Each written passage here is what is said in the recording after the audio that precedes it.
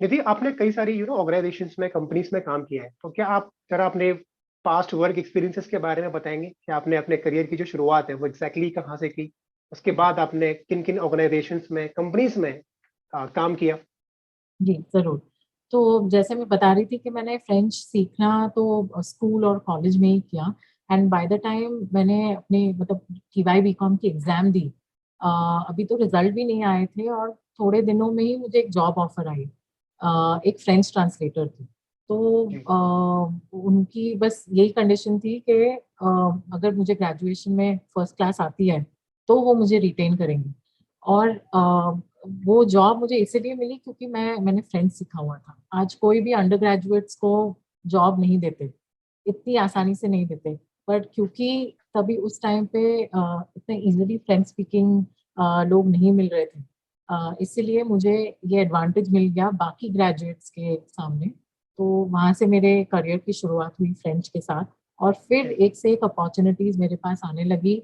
तब मुझे फ्रेंच, मेरी नॉलेज का मुझे महत्व दिखाई दे रहा था कि हाँ, कि मेरे पास सच्ची एक ट्रम्प कार्ड है बाकी लोग से, बाकी ग्रेजुएट से। मैं एक स्टेप आगे इसीलिए हूँ क्योंकि मुझे फ्रेंच भी आती है।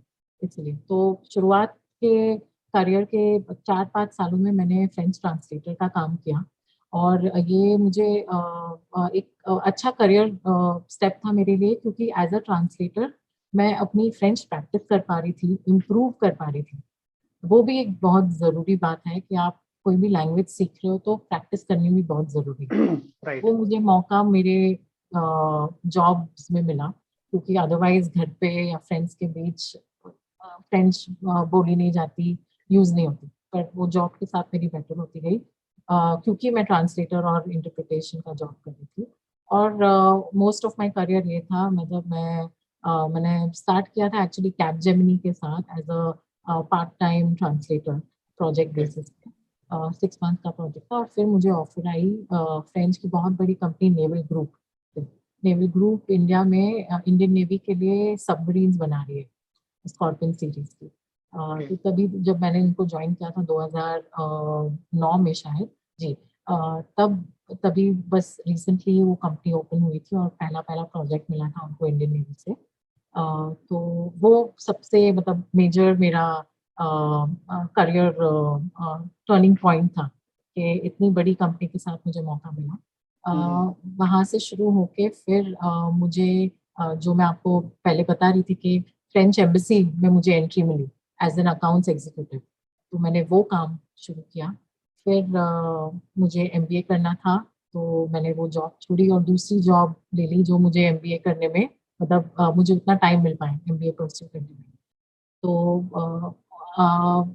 फिर वो जो जॉब मिला मुझे वो था एक विप्रो में। विप्रो के भी काफी सारे, इंडियन कंपनी है पर उनके काफी सारे फ्रेंच क्लाइंट्स हैं। तो ओके। उनकी एक French credit and investment bank उनके क्लाइंट थे।